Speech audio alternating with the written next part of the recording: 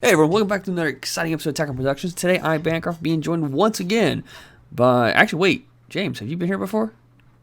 I have not been here before. So for the first time ever, James. And like always, Fluff. What's up, people? What's up, everybody? And today, well, this week was a little bit different. We didn't really get a chance to do a tournament.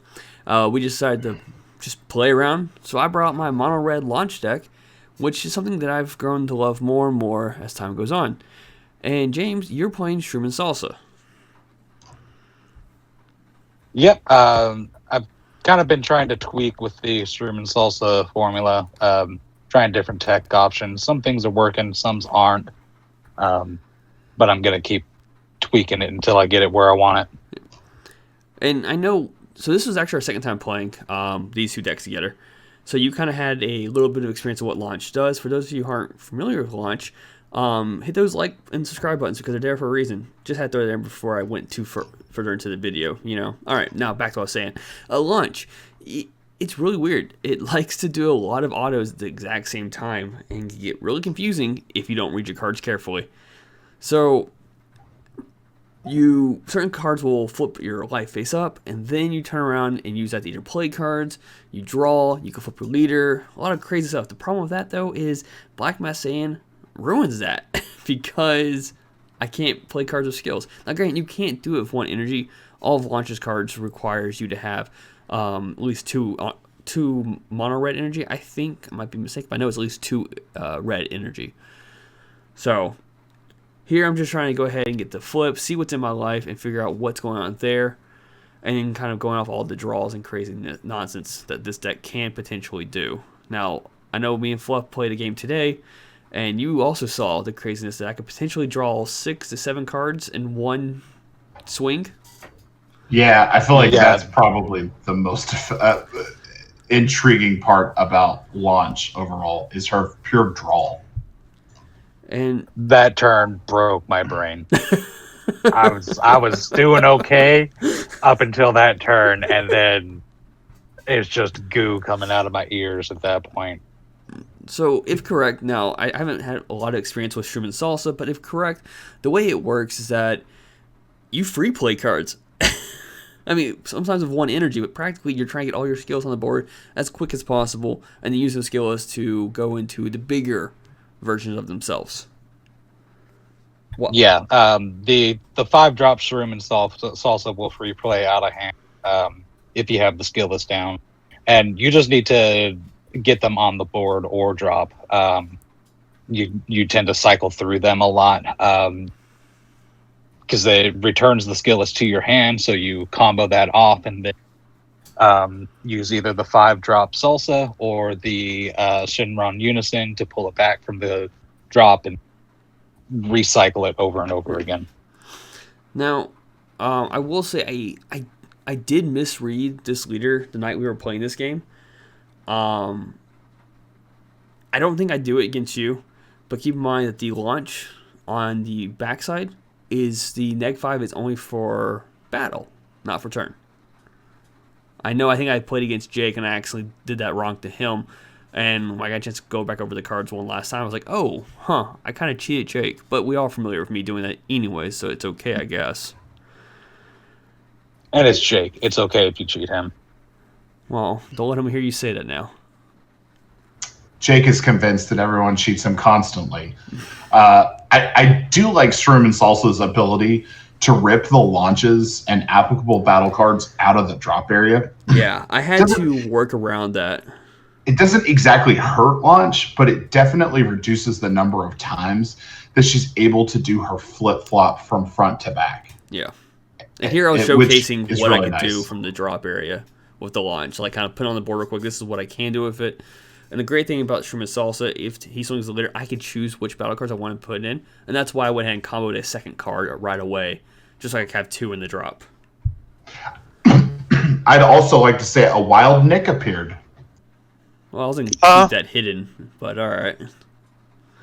Why? Because he was doing good and not talking. But hey, Nick. Boy, now howdy. He was waiting for his introduction. Damn, Bancroft. He's not part of this game. As if that stopped us before. Welcome, Nick. Hi. One of us Again. loves you. Yay. Continue. Sorry. Introductions is done. All right, so you're doing crazy stuff with the Mecha Boar? Is it Broken Steel or is it the other one? It's the King Summon. You pay 2, you pitch it and one of your life, and then you can pull 2 cost Demon God, Demon Realm Race, or something else that blanks me right now with different names. So good targets would be Chain Attack Gravy, Chain Attack Poutine, the 2-drop Toa.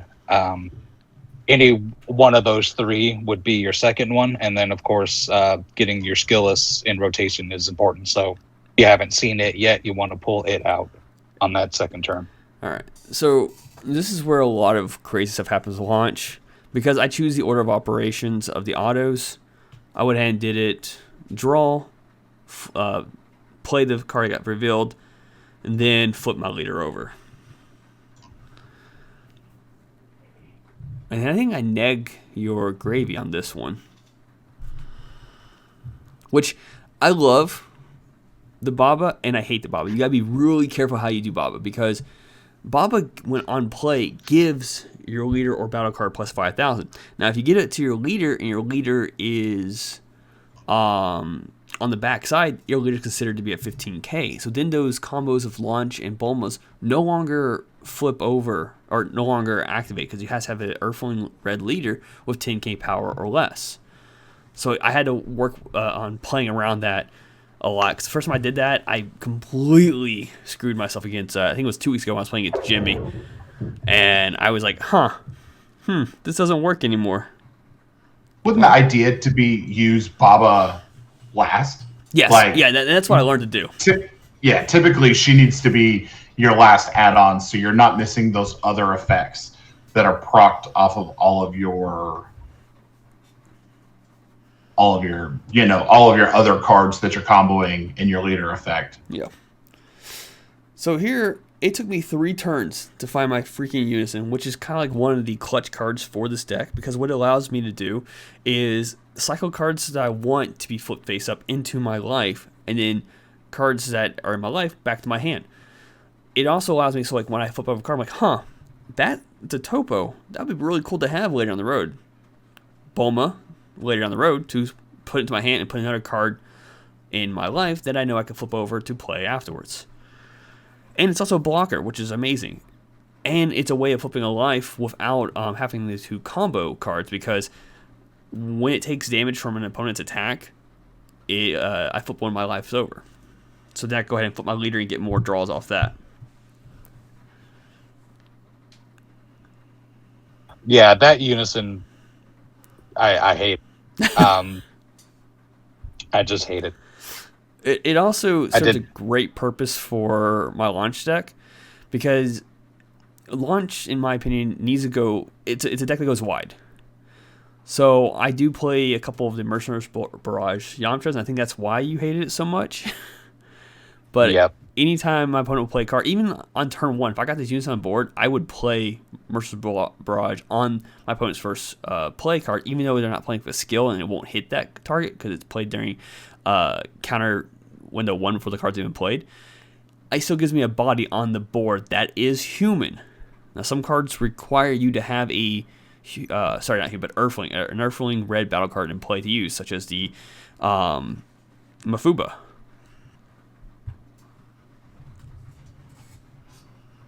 But the classic, keeping 2 red energy for Topo, that way I was able to play it, keep you from continuously attacking unless you want to get rid of cards in your hand.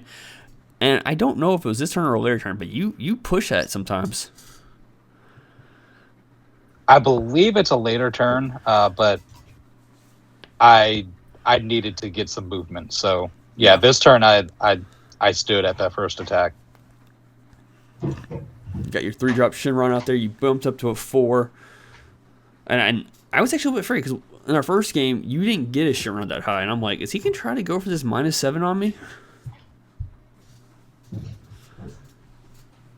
That was going to be the goal. But then I think the turn that broke my brain is coming up here like very soon. That is so relatable. When we were playing our game earlier, I was like, I'm sure I'm going to beat Bancroft this turn. And then I swing with one card, and Bancroft sighed this sigh and went into like anime mode and was like, this does this, and then this goes into this, and then I get to do this, and I draw. And I was like, did you seriously just draw like 6 cards? And he's like, yeah. So combining the leader with Sideline Bulma is a really great thing, especially if you turn around and play the Babas from that, and you boost another card. That way you're not boosting your leader, and you can turn around and extend your combos with Baba to get more draws. And then, obviously, if you use a launch, you can flip over the leader. Sorry, you flip over a card to flip the leader, get another draw there. Yeah. So here I use Bulma, flip this over, I pay 1 energy to play. But before all of that, I want to make sure I get my autos in the correct order. This time I decided to do the draw first, because you have to, then to play. Was I swinging on this one? I think I was. You were swinging, yeah. Okay. So I didn't go all crazy on this one then. I did neg out your Shroom down to 15, and then I decided to not flip my leader over because I wanted to keep the 15 on my side. So if you wanted to keep your Shroom alive, you would have to combo cards out of your hand, which I think you were floating around 3 or 4 cards most of this game. Yeah, at this point, I can see the shadow. I'm at like 2. So I felt pretty comfortable with going ahead and swinging into your life, giving you some more resources. I have 2 blockers on the board now, and one of them is a revenge one. So in case you wanted to, play your Mac Daddy King, I feel like I'm protected because I don't think he bounces cards. He does not bounce cards, no. And at this point, I do have him in my hand, and there's enough in the warp to to activate him. But that Revenger on board made me a little bit scared. I needed the resources to get him out. Okay, real quick. So clarification on this turn. Gravy. When Gravy is removed from battle by a skill, right? I think that's what it's referred to. Your opponent has to warp a card, I think, or something like that. And for the life of me, I could not remember in this moment if, even though he was he was negged to 0, and so he was removed from by game mechanic, if that would actually be considered the removing of a skill when the skill only negged the card down. So I moved the card out, and after kind of talking to Fluff about it, I was corrected. If I'm right, I mean, if I'm wrong, put that in the comments. But I took the card back out of my warp because it was not actually removed by skill. It was removed by game mechanic because the skill only negged it. And here I negated your other attack to play the 1-drop Bulma to turn around and get another draw out of it. Which I love that 17 negate.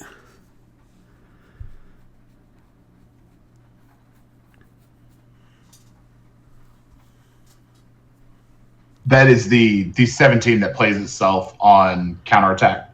Counterattack, negate the attack, play this card, and then choose up to 1 red battle card in your dropper of energy cost of 1 and play it. Yeah. It's a really very underrated in those Earthling style decks. Oh yeah. Especially when I have a card that draws on play. And that card does not specify if it's from hand or not, just on play. And it's another card that allows me to combo with to flip cards over. Yeah. That plus Ba is a really strong play too. Yeah. Or not Ba, Baba. Yes. Sorry. So there I got 2 draws off just comboing. I knew my blocker was gone, but I knew you were running out of attacks, and there's a good chance you were in your turn.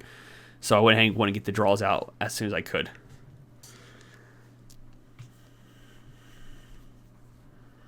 Did we lose James?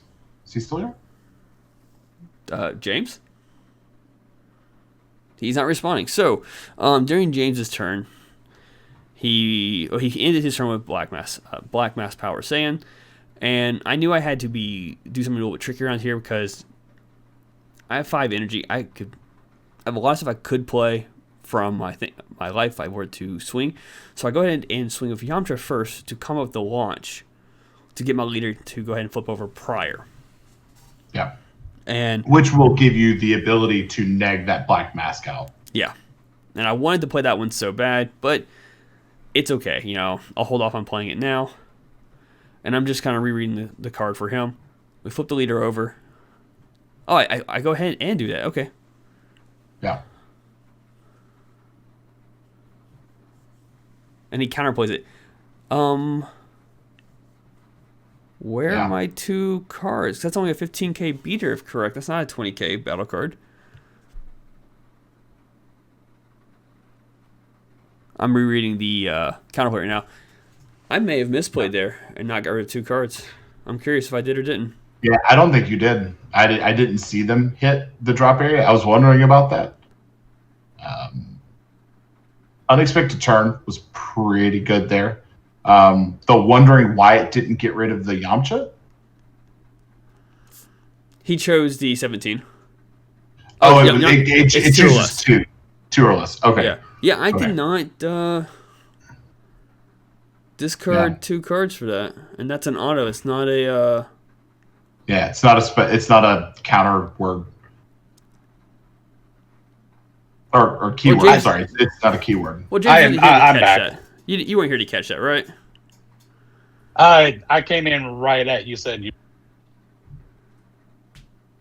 Well, you cut out again, but I misplayed during you, unfortunately. Yeah. Bancroft owes you a win. Apparently. So, but I swung with the launch. I got rid of the Black Masan, and I turned around and played the other launch from hand, following up with another Mercenary Talent. So now I have 2 crits going into Shroom and Salsa, and this is just to either get rid of his life or allow him to get rid of his resources. Yeah. And he doesn't have an established board, so he's not able to advantage those combos that he would typically otherwise be able to advantage. Correct. So in this way, you're keeping him pretty well controlled. You're keeping his board down. It's just such a shame that the Bulma doesn't have a way to advantage all those counters. Yeah, she becomes a turn-to-turn recurrent blocker, but just imagine if you were able to resolve some interesting -5 or -4 skill with her at this point. And it looks like he's got a while. Oh, he's back. I think having a turn-to-turn blocker in a Unison is well worth not having a way to resolve all those counters. Absolutely. That turns into a huge wall that you need to break through. In one of my games, I was playing against Jake, and he would go, all right, I'll swing into Unison. I'm like, okay, cool. I was in block anyways. That works. So, well, sometimes it's worth investing those swings at that, like a Unison that has blocker, just so the attacks that you want to go through don't get blocked. Correct. And what it benefits, like I said in the launch earlier, is that it allows me to flip a card up on my life, which could potentially let me play another card. It seems here, so I want to go over this because we can see our hands currently. Now we can at least.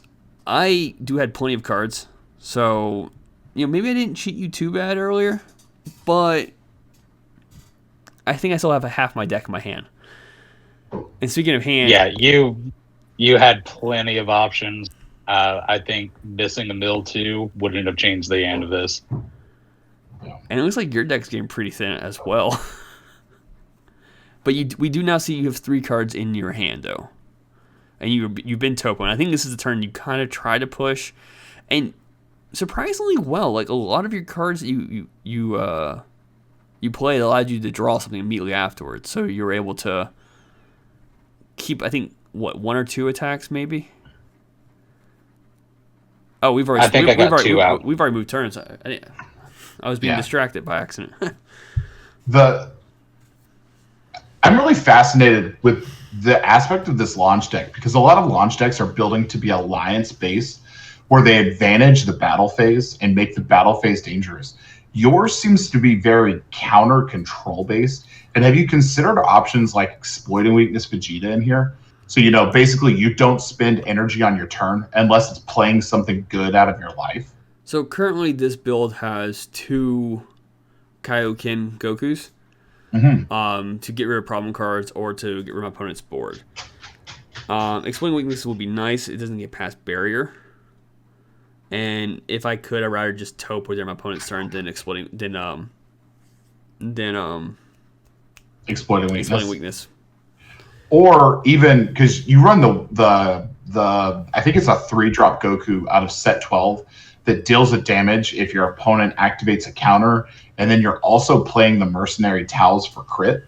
So it would be worth it, I think, to play Bardock the Resolute to add that double strike pressure turn to turn, and it further punishes your opponent for activating counters. So a Goku with a Bardock the Resolute on field just gets wrecked when they activate a counter. That's not bad. I think I did pull him aside. I don't know why I ultimately didn't put him in there. I think this is the turn that really... Yeah, this was the one. So I swung with Mercenary Towel, and I'm just going all out. Oh, also, I think this is the final hit anyways, now I think about it. I'd say, yeah, that's... God. Yeah. All those counters, not being able to, like, that's one of the problems that Black has right now as like a grindy, fair style deck like Shroom and Salsa, is they don't have the counterplays and the opportunities to crack back against your opponent's actions like red, green, blue, and yellow have. And I just think it's a piece of the Black toolbox that has to come at some point. Because without the ability to you know, play battle cards in your opponent's turn in response to things that they're doing, Black is losing out on a lot of that tempo. And you kind of saw that during that game there, where, you know, James could have played more cards, but lost that tempo when you started playing like the Yamchas and dropping the Topos that just ended his turn. Otherwise, he'd lose valuable cards in his hand. Yeah. And without an ability to deal reactionarily to cards like that, Black may struggle a little bit.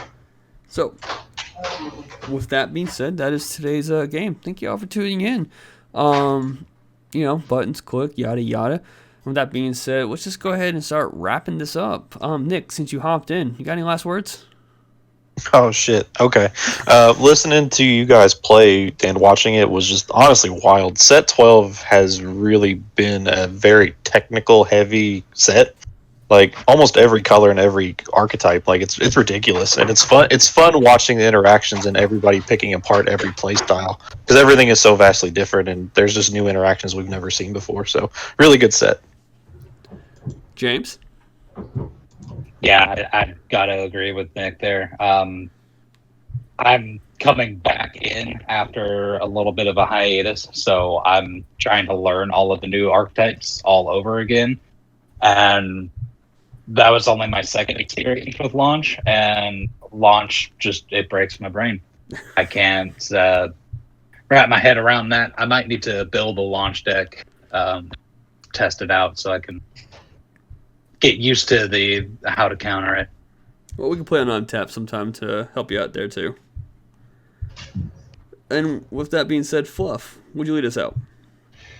Yeah, I got to agree with that summation that set 12 has just introduced this world of new interesting archetypes. And, you know, I think on the channel so far, we've seen King Piccolo, we've seen Launch, we've seen Mecha Frieza, we've seen Turles. When are we going to see Yellow Frieza? Who's going to be brave enough to do that? We've done what? Oh, yeah. You mean the actual... The actual from set 12, and a cat just ran up my leg. On that, read your cards, know your plays, fluff out, I'm going to scream.